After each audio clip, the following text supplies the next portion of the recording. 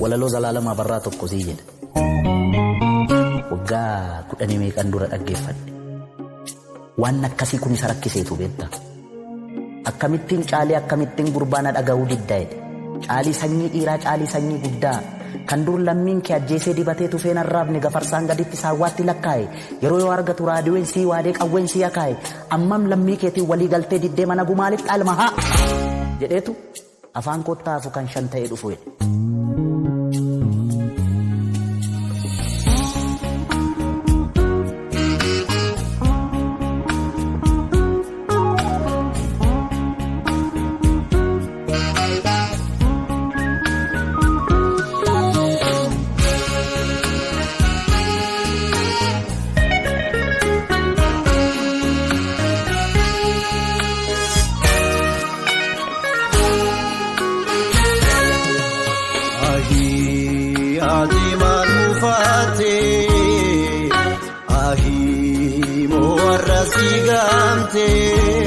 Goota gaafa rakkoo goota gaafa xiiqii goota gaafa roorroo aanaa nyaatu jettee gootota faarsitee anas aanaa nyaatu maanu jechisiistee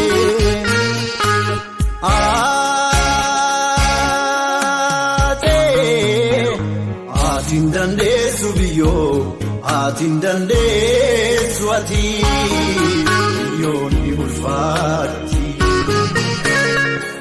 Oromiyaati yaa soreeto soreetti dunuunduuna malee dumnuunduuna malee hinaaftu booddeetti. Jettee biyya kaastee diina raasaa keenya biyyaaf biyyoo taatee. Ahii ahii ahii hubatee garaan koo. Ahii ahii ahii diigammarsii jakoo.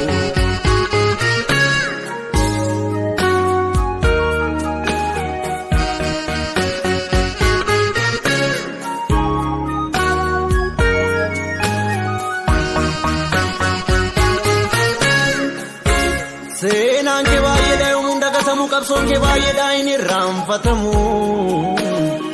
Himimmaan Oromoo ateedhaaf lolaatee galaana ta'iiti nyaaddoon atee nyaatee nuu baasaa gumaa goota keenya gumaa ija keenya gumaa atee keenya nuu baasaa garaan na gubatee onneen nama daa'i.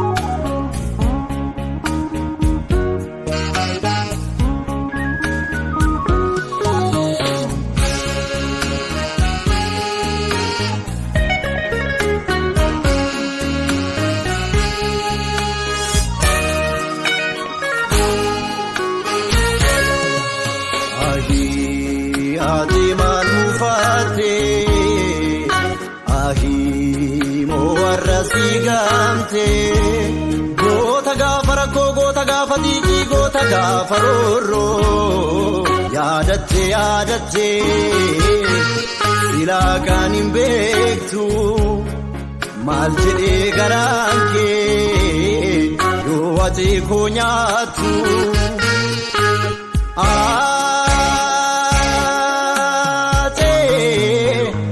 Atiin dandeessu biyyoo. Atiin dandeessu ati yoonni ulfaatti.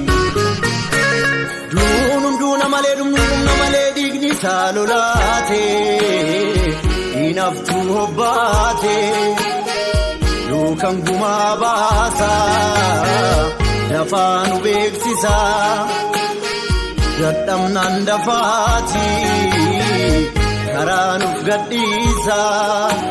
Ahii ahii ahii hubatee garaan koo. Ahii ahii ahii dhiiga marsee jakoo.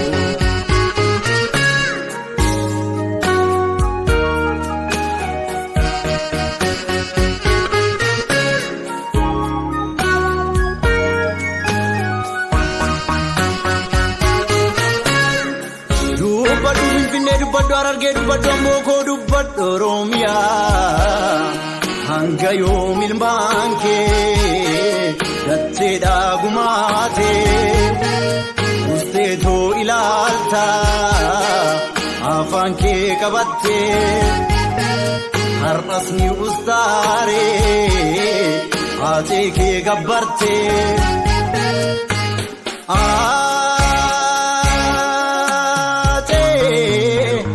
Atiin dandeessu biyyoo atiin dandeessu ati biyyoonni ulfaatti.